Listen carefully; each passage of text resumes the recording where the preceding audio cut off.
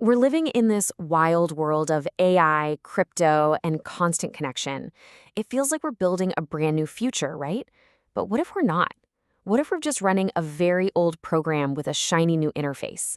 That's what we're digging into today.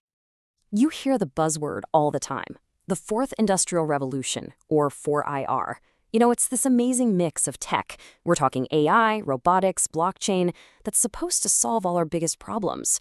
And the grand vision is that these tools will let countries in the global south, nations across Africa, Latin America, and developing Asia, just leapfrog all the old hurdles and build a better, richer world for everyone. But here's the twist. The core question we're exploring today, based on some really eye-opening research. What if the architecture of this shiny new digital world isn't new at all? What if it's accidentally recreating the power dynamics of colonialism, just, with code instead of colonies? To really get our heads around this, we're going to use a framework that a lot of researchers are talking about called digital colonialism. It's a really powerful lens to see both the amazing promise and the kind of hidden dangers of where we're headed. So what on earth is digital colonialism? Well, thinkers like Nick Kudry and Ulises Emijias make this case.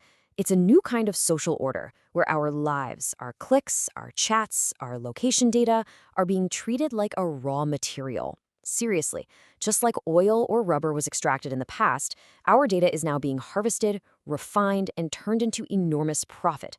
But that profit almost never flows back to the people it came from. Okay, so to really understand this echo, we first need to hear the original sound, right? So let's jump in the time machine and go back to the first industrial revolution to see how that whole system was wired up in the first place. Look, groundbreaking scholars like Eric Williams and Walter Rodney proved this a long time ago. The incredible wealth that fueled Europe's industrial boom didn't just appear out of thin air. It was directly financed by the systematic plunder of colonies all across the globe. This isn't some hot take, it's just historical economics. And this whole operation had a very clear blueprint. It was like a three-step recipe. Step 1, you extract valuable raw materials. Think gold, think rubber. Step 2, you use exploited, often forced labor to get it for next to nothing. And step 3, you build just enough infrastructure, like railways, not to help local communities, but to get those resources from the inside to a port so you can ship them home. The results? A system of total dependency. All right, you got that historical blueprint in your head? Good. Now, let's see what happens when we lay that old map over our digital world today. I gotta tell you, the parallels are kind of startling. Let's start with resources. Back then, it was physical stuff pulled from the ground. Today, the most valuable raw material on the planet is data. Every single click, every search, every GPS ping from a phone in Nairobi or Mumbai is harvested and sent to big tech to train global AI models, which then creates staggering corporate wealth. And what about infrastructure? Those colonial railways were one-way street, built for extraction. Today, we've got fiber optic cables crisscrossing the globe. But where does all that data end up?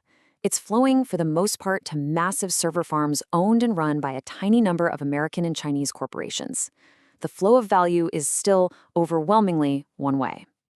And this brings us to a really key academic idea that puts a name to all of this: coloniality. It's the idea that even after countries got their political independence, the underlying power structures of colonialism, the ones in our economies, in our universities, and now in our technology, they never really disappeared. The sociologist Aníbal Quijano called it the coloniality of power, and it just perfectly describes our situation. It explains who gets to design the algorithms, who owns the cloud, who writes the rules for global finance. And when the designers are almost all from the global north, their biases and their values get baked into the code that the rest of the world has to use. Now, let's bring this down from the clouds and talk about something we all use every day: money. This is where the abstract theory gets very, very real. Just imagine this for a second. What if the money in your bank account wasn't just a number? What if it was actually a piece of code that came with strings attached, rules about where, when, and what you could spend it on? And no, this isn't science fiction. It's called programmable money. This is the concept behind a lot of central bank digital currencies, or CBDCs. A government could send you a payment that is literally coded to only work for groceries, but not for alcohol. Or maybe the funds just vanish from your account after 30 days to force you to spend them.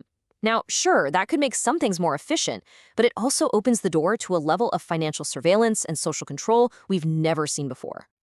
And look, these aren't just wild guesses. We're seeing it play out. In Nigeria, a recent CBDC pilot ran into major privacy concerns. At the same time, new AI credit scoring systems there often can't make sense of the informal economies where most people work, so they get locked out.